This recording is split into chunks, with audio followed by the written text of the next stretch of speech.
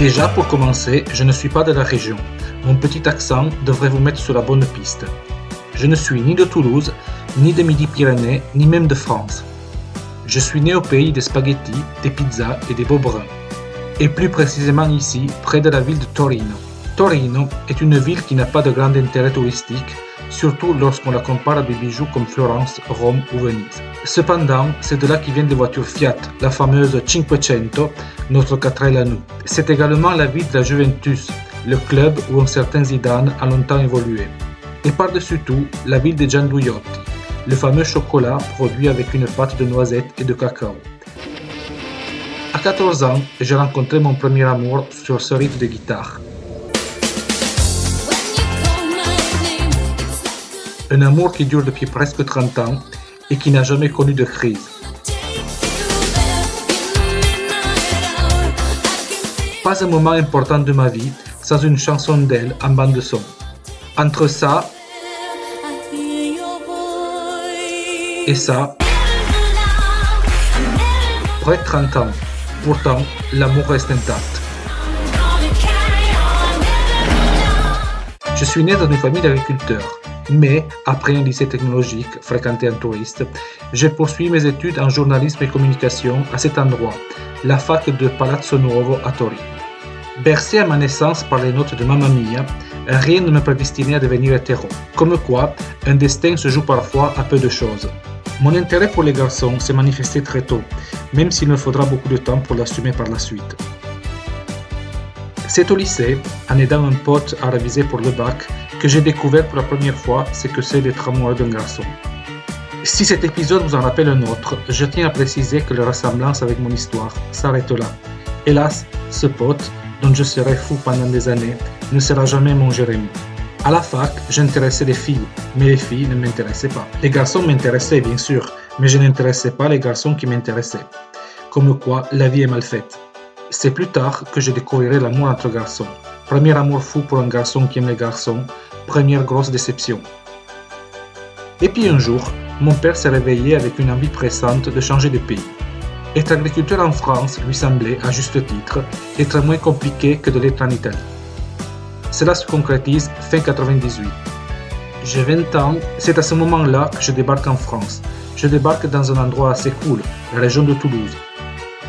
Patrie du cassoulet, du foie gras, du soleil, du rugby, de beaux bruns, patrie de beaux rugbyman bruns en t-shirt moulant, lors d'été bien chaud. Nouveau pays, nouvelle vie. Je commence à sortir à Toulouse, la Ciguë, le Honof, le B-Machine, tous ces endroits qui nourriront plus tard mon récit. La distance fait que je finis par abandonner mes études à Torino.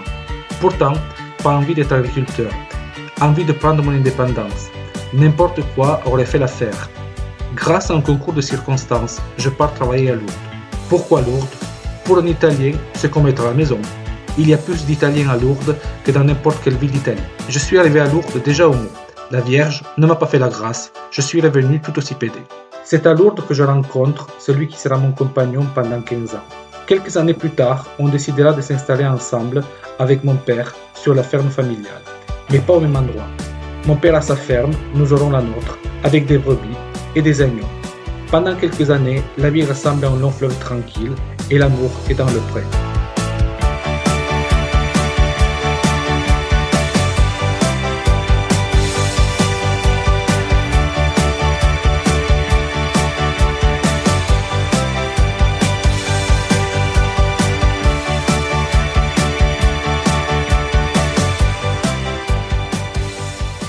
Hélas, travailler et être en couple, pas facile.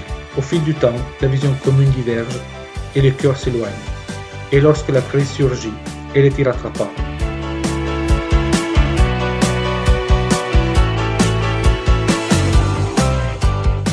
C'est au milieu de cette rupture qu'un jour, je me pose devant mon clavier et je commence à écrire. Jérémy et Nico viennent à moi. Le reste de l'histoire, vous le connaissez. Mon histoire perso, c'est l'histoire d'un mec qui a toujours aimé écrire, une passion de laquelle la vie l'a éloigné pendant 15 ans. D'où est sortie cette histoire alors? Bonne question, j'en sais rien. Cette histoire était en moi, ou plutôt elle s'est accumulée en moi, jour après jour. Peut-être que tout simplement, j'avais besoin de temps pour vivre, imaginer, rêver ou rater ce que j'écrirai plus tard. Et puis à un moment, Tout cela a commencé à déborder comme de la lave en fusion. L'histoire de Jérém et Nico est née un jour de l'été 2014, lorsque j'ai eu envie de me mettre à mon clavier et de commencer à remplir de la page. Jérém et Nico n'est pas mon histoire. C'est une histoire imaginée, mais une histoire qui contient, le plus souvent entre les lignes, pas mal de mon histoire. Très vite, l'écriture est allée bien au-delà des quelques épisodes imaginés au départ. Depuis toujours, elle vient toute seule, comme une évidence. Mon histoire, c'est l'histoire d'un mec qui ne voit pas le temps passer quand il est devant son clavier, qui oublie tout et qui vit avec ses personnages. Un mec qui voudrait avoir à disposition plus de temps pour écrire, sans s'empêcher de vivre à côté. Voilà l'histoire. Oui, je sais, c'est un projet un peu fou. Mon histoire, c'est aussi l'histoire d'un mec qui a envie de mener à bout un projet qui représente beaucoup à ses yeux. Un mec qui a besoin de vous. En attendant, merci de tout cœur de votre présence et de votre fidélité.